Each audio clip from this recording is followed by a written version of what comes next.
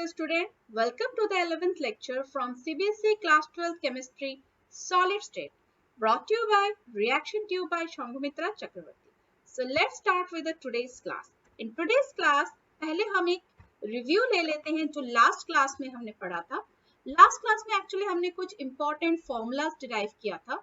That is the relation between the edge length of the unit cell and the radii of the constituent particle inside the unit cell.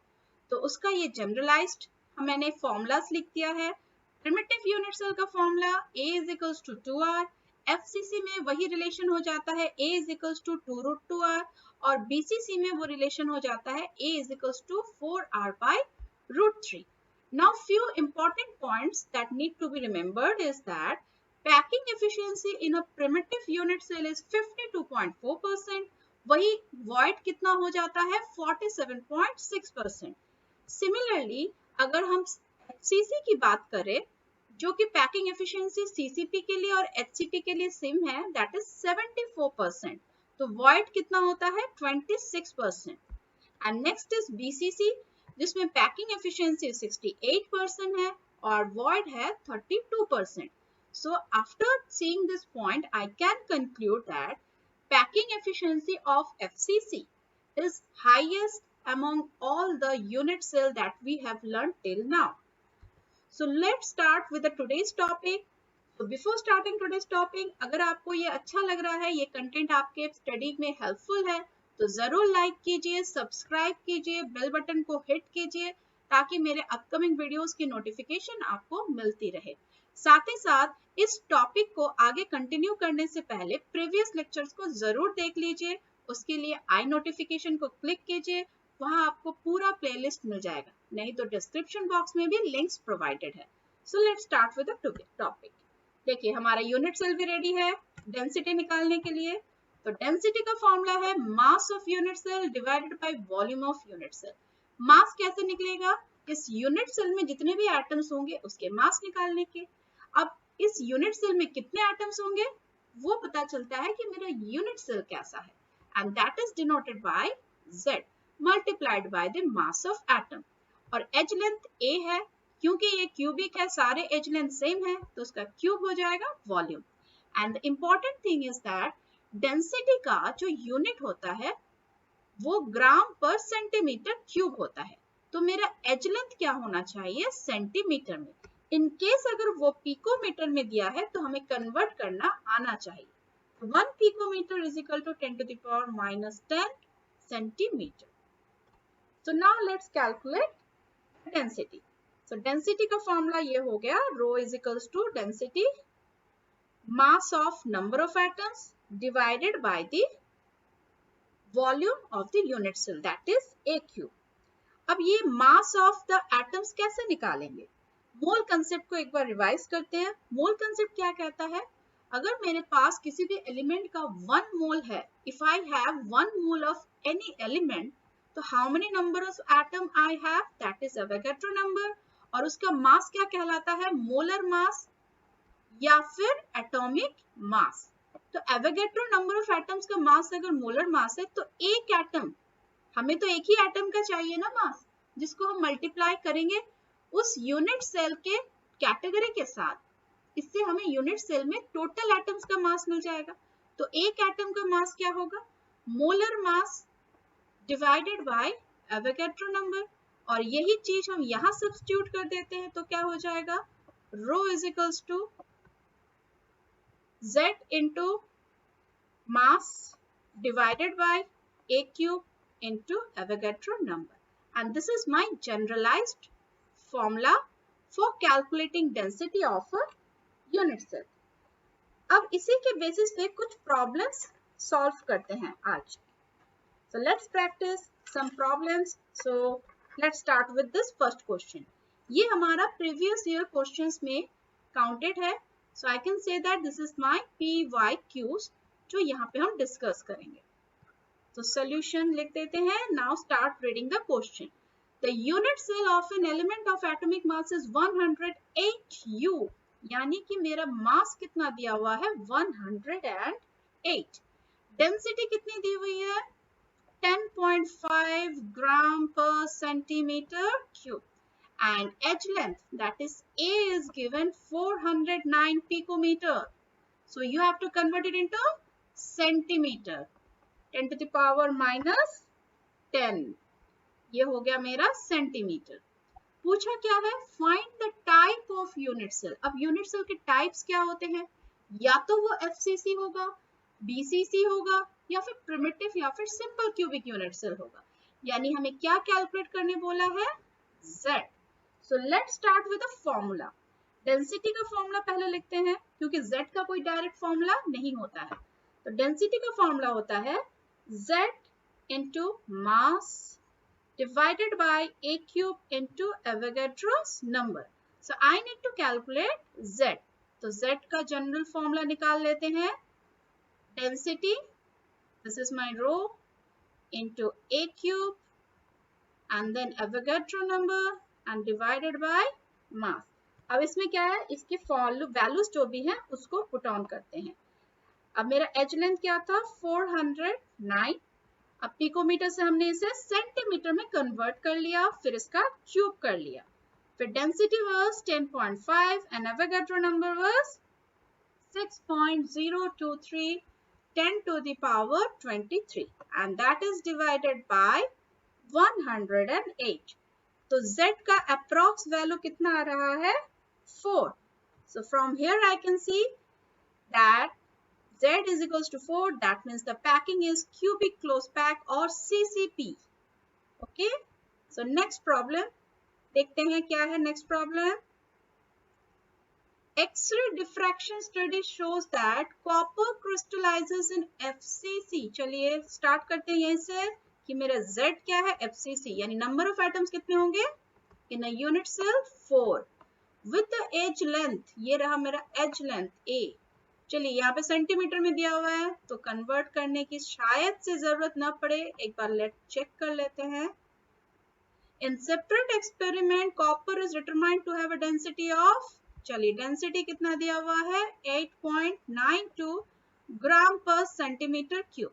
चलिए edge length को तो convert करने की जरूरत नहीं पड़ी. तो कैलकुलेट क्या करना है मुझे, atomic mass of copper. Copper का एटॉमिक मास मुझे कैलकुलेट करना है. सो स्टार्ट करेंगे फॉर्मूला के साथ. Density is equals to formula क्या हो जाता है, Z into mass divided by a cube into Avogadro's number. But I need to calculate the mass. तो mass के रेस्पेक्ट में कैसे होगा, density into a cube into Avogadro number and divided by Z. अब इसमें जो वैल्यूज हैं उसको एक एक करके पुट ऑन करते हैं, फिर देखते हैं क्या होता है. That is just a minute.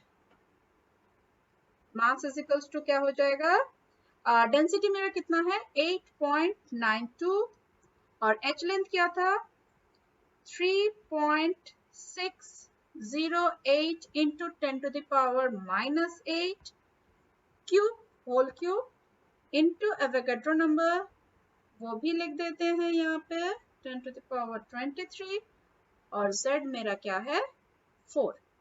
तो अप्रोक्सली यहाँ पे कॉपर का जो मास कैलकुलेट होके आएगा दैट इज 63.1 ग्राम पर mole and this is my answer. चलिए अब नेक्स्ट प्रॉब्लम को देखते हैं. Next problem, let me clear up the screen, just a minute. Next problem चलिए स्टार्ट करते हैं रीड करना. Silver forms CCP lattice. अब देखिए सीसीपी लैटिस में यूनिट सेल कैसा होता है, एफसीसी. यानी एक यूनिट सेल में कितने एटम्स आएंगे, 4. X-ray studies of this crystal show that the edge length of the unit cell, चलिए एज लेंथ दे दिया है कितना 408.6 पिकोमीटर. ओके चलिए पहले पिकोमीटर लिख लेते हैं एक बार. नेक्स्ट कैलकुलेट क्या करना है, अच्छा एटॉमिक मास भी दे दिया है वो भी नोट डाउन कर लेते हैं. कैलकुलेट द डेंसिटी, हमको क्या निकालना है, डेंसिटी.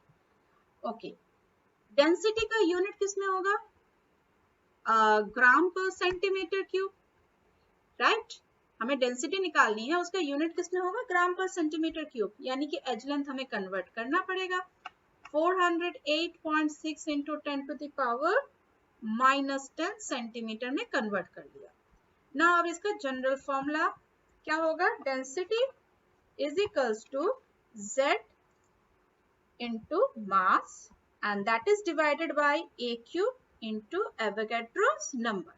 अब z मेरा कितना है, क्योंकि CCP लैटिस है तो 4, mass is given 107.9 और edge length है मेरे पास 408.6 10 to the power -10 whole cube into Avogadro number, that is 6.023 into 10 to the power 23। तो मेरा डेंसिटी कितना आएगा, यहाँ से कैलकुलेट करके अगर हम देखें तो डेंसिटी मेरी आ रही है,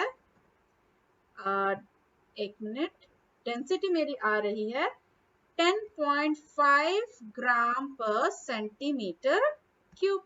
तो यहाँ से हम कह सकते हैं कंक्लूजिंग सेंटेंस में, density of silver is equals to 10.5 gram per centimeter cube. So this is my answer।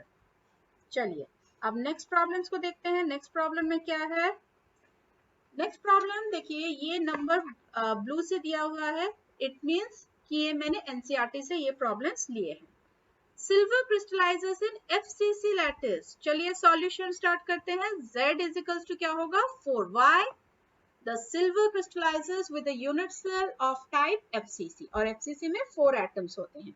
Next, if the edge length, चलिए A दे दिया है कितना, 4.07 10 to the power -8 centimeter and density is given 10.5 ग्राम पर सेंटीमीटर क्यूब। देखिए यहाँ पे conversion की कोई जरूरत नहीं है, एज लेंथ भी सेंटीमीटर में है और डेंसिटी भी सेंटीमीटर में है। तो कैलकुलेट क्या करना है हमें, मास ऑफ सिल्वर Ag का मास कैलकुलेट करना है।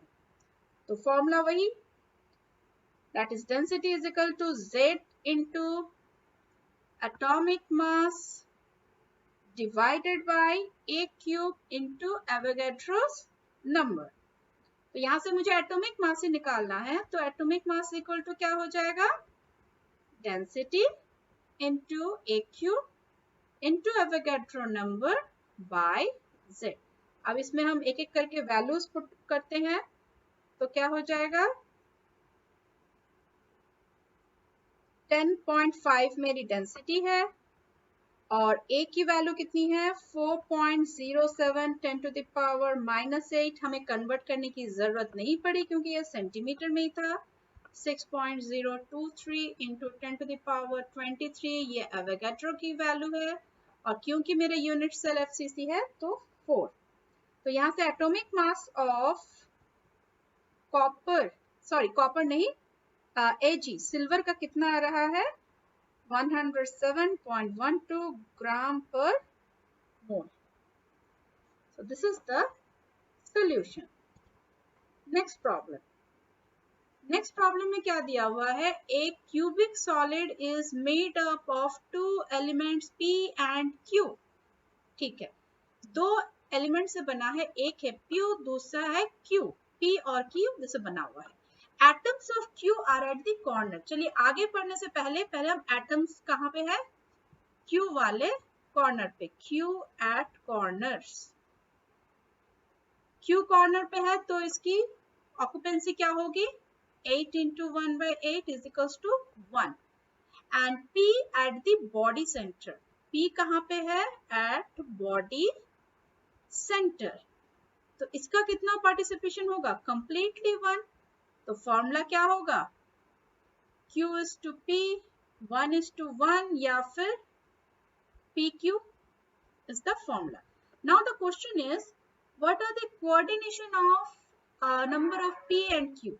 इन दोनों का कोऑर्डिनेशन नंबर क्या होगा। देखिए Q क्या है, कॉर्नर पे, और कॉर्नर पे एक एटम कितने एटम से शेयर होता है, 8 एटम से। तो यही इसका क्या कहलाएगा, coordination number. Okay, coordination number. वहीं अगर मैं आपको बीसीसी का दिखाऊं या फिर बॉडी सेंटर का दिखाऊं, तो बॉडी सेंटर में ये रेड वाला सेंटर बॉल है, तो इसको कितने एटम्स इसको टच कर रहे हैं, नेबरिंग कितने हैं, चाहे पार्शियली हो सही, बट ऊपर से 4 नीचे से 4, तो पी का भी कोऑर्डिनेशन नंबर क्या हो जाएगा, 8 हो जाएगा. So this is the solution. Next problem, ये भी आपके एनसीईआरटी से ही है. Question number 6. Niobium crystallises in a body centred. अच्छा, बॉडी सेंटर्ड है यानी Z क्या वैल्यू क्या होगा, 2. इसको अंडरलाइन कर लेते हैं. इफ डेंसिटी यानी रो कितना दिया हुआ है, 8.55 ग्राम पर centimetre cube. Calculate the atomic radius. यहाँ पे रेडियस कैलकुलेट करने बोल रहा है, और एटॉमिक मास कितना दिया हुआ है, 93. तो ये थोड़ा घुमा के पूछा है, तो हमें क्या निकालना है, रेडियस. लेकिन अभी तक जो हमने फॉर्मूला डेंसिटी का किया है, यहाँ पे रेडियस तो है ही नहीं. क्या है, z into mass by a cube into Avogadro number.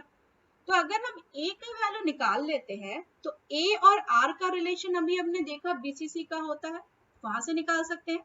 तो यहां से हम क्या करते हैं, a का वैल्यू निकाल लेते हैं. a cube is equals to क्या हो जाएगा, z into mass divided by density into Avogadro's number.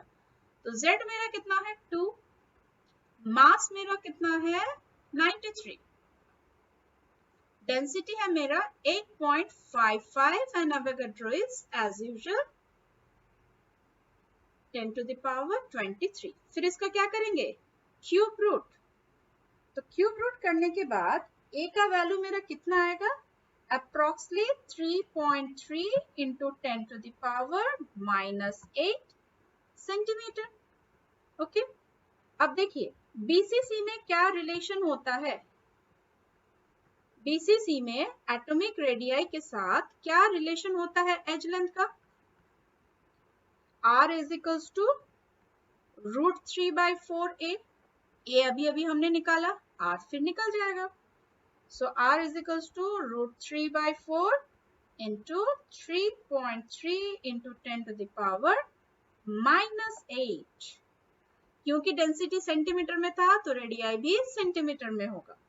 तो एटॉमिक रेडियाई का value 1.4 into 10 to the power -8 centimetre. So this is the answer. Okay, next ये वाला प्रॉब्लम सॉल्व करते हैं. ये भी आपके एनसीईआरटी से ही लिया हुआ है. Copper crystallizes in FCC and edge length is 3.6. चलिए इसको नोट डाउन कर लेते हैं पहले. Z क्या है, 4, एज लेंथ क्या है, 3.61 into 10 to the power -8. Show that the calculated density agrees with its measured value. अच्छा, measured value इतना आ रहा है, तो यहां से आप निकाल लीजिए एक डेंसिटी और इसके साथ इसको कंपेयर कीजिए. तो मास कितना दिया हुआ है, 63.5 ग्राम, और एज लेंथ किसमें दिया हुआ है, centimetre. Fine, there is no need of conversion. तो डेंसिटी निकाल लेते हैं, z into m by a cube into Avogadro's number. z मेरा क्या है, क्योंकि एफसीसी है तो 4, मास इज गिवन 63.5 और edge length 3.61 10 to the power -8 whole cube into 6.023 into 10 to the power 23. तो इससे मुझे क्या वैल्यू मिलेगा, 8.97 ग्राम पर सेंटीमीटर क्यूब. अब देखिए ये मेरा डेंसिटी आ रहा है, गिवन डेंसिटी इज 8.92. तो I can say yes, they are equal, almost equal. So this is my solution. Next problem, and that is the last problem that I am going to discuss. इसमें क्या दिया हुआ है, gold का आपको atomic radius दिया हुआ है, या फिर R कह सकते हैं, राइट. R आपको दिया हुआ है गोल्ड का कितना, 0.144 नैनोमीटर.